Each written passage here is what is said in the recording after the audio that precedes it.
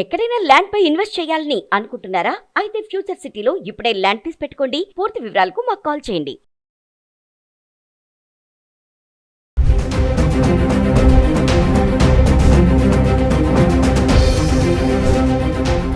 Suman TV ప్రేక్షకులకు నమస్కారం. నిన్నటిదాకా మిడిసిపడిన బంగారం ఇప్పుడు డౌన్ ట్రేడ్లోకి వచ్చినట్టుగా కనబడుతోంది. ప్రపంచమంతా కూడా ప్రతిరోజు పీక్ రీచ్ అవుతూ ఇంతకుముందు చేరినటువంటి స్థానానికి అత్యున్నతమైనటువంటి ప్రదేశ టైంకి హై టైం వైపు చేరుకుంటున్నటువంటి గోల్డ్ సడన్ గా దిగొచ్చేటువంటి సమయం ఆసన్నమైనట్టుగా ప్రపంచం నుంచి వార్తలు గుప్పమంటున్నాయి. దానికి అనేక రకాల కారణాలు చెప్తున్నారు. ముఖ్యంగా ఈ ట్రెండ్ను అనుమానిస్తే 1970 నుంచి 1980 మధ్యలో జరిగినటువంటి గోల్డ్ రేట్లలో పెరుగుదల తగ్గుదలను ఒకసారి మనం పరిశీలిస్తే 1970 నుండే ఉన్నటువంటి గోల్డ్ 80 వరకు వచ్చేసరికల్లా దాదాపుగా 60% పైగా పెరిగింది. కానీ 1980కి వచ్చేసరికల్లా 50% పైగా తగ్గిపోయింది. అంటే అంత ఎక్కువ పెరిగి మళ్ళీ అంత తగ్గుదలకు వచ్చేసి ఆల్మోస్ట్ నార్మల్ స్టేజ్కి వచ్చేటువంటి పరిస్థితి ఏర్పడింది.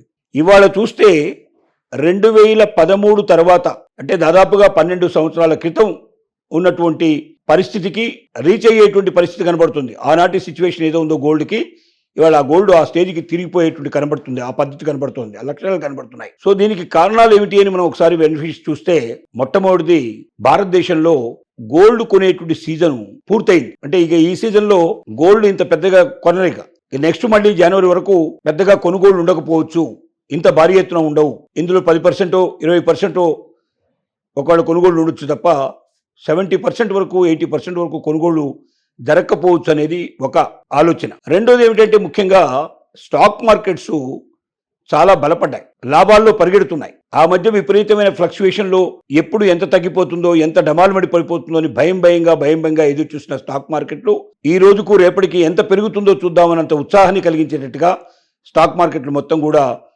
గణనీయంగా పెరుగుతున్నాయి. అంటే గోల్డ్ మీద పెట్టే పెట్టుబడుల కన్నా స్టాక్ మార్కెట్ మీద పెట్టుబడులు పెరిగాయి.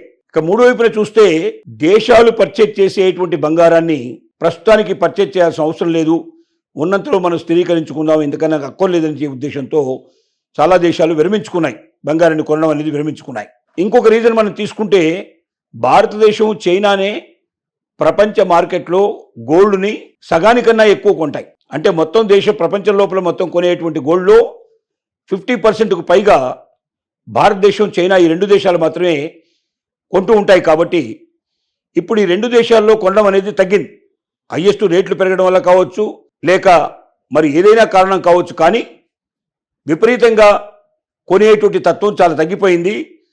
ఒక్క దీపావళి టైంలో మన భారతదేశంలో కొంచెం దాన్ని విపరీతంగా కొనడం అనేది జరిగింది తప్ప, ఆ వారం రోజుల సందడి తప్ప మిగతా రోజుల్లో పెరిగిన రేట్ల వల్ల మధ్యతరగతి వారి వరకు ఇటువైపు రావడం మానేశారు.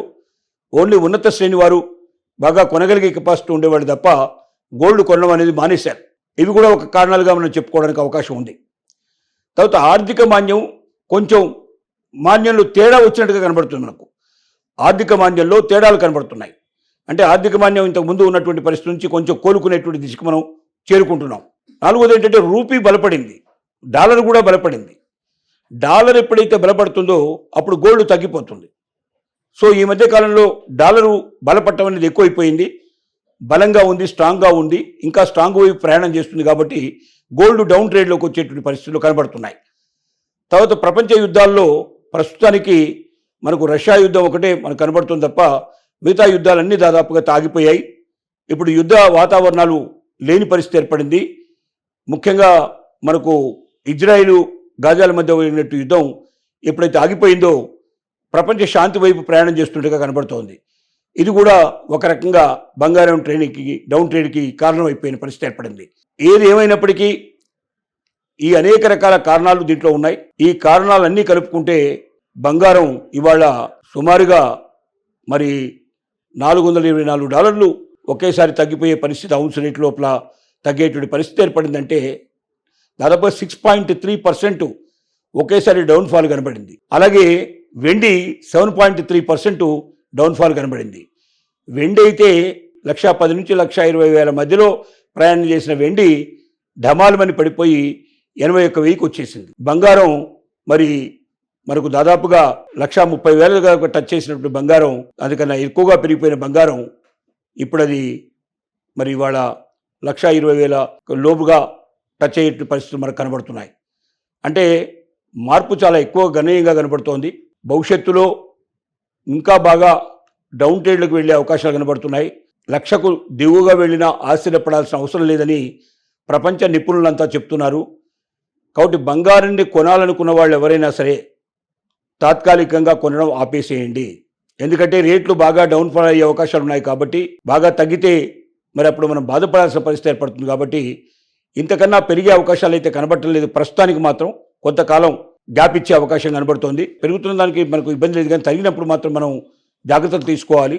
ఆ జాగ్రత్తల్లో భాగంగా మరి ఇప్పుడు డౌన్ ట్రేడ్లో ఉంది కాబట్టి గోల్డ్ను ప్రస్తుతానికి ఎవరు కొనకండి. వెండి కొనాలనుకుంటే మాత్రం కొనొచ్చు కొంతవరకు తప్ప, వెండి మళ్ళీ పుంజుకునే అవకాశాలు కనబడుతున్నాయి తప్ప బంగారం మాత్రం పుంజుకునే అవకాశాలు వెంటనే కనబడటం లేదు. కొంత గ్యాప్ ఇస్తే మంచిది. తాత్కాలికంగా బంగారాన్ని కొనకండి ఎవరు కూడా. కొంతకాలం గమనించిన తర్వాత ఎంతవరకు తగ్గుతుందో చూసిన తర్వాత ఎక్కడి నుంచి అయితే మళ్ళీ పుంజుకోవడం ప్రారంభమవుతుందో అప్పుడు కొనడం అనేది మంచి విషయం అని చెప్పి తెలియజేస్తూ దీన్ని ఫాలో కమ్మని కోరుకుంటున్నాం.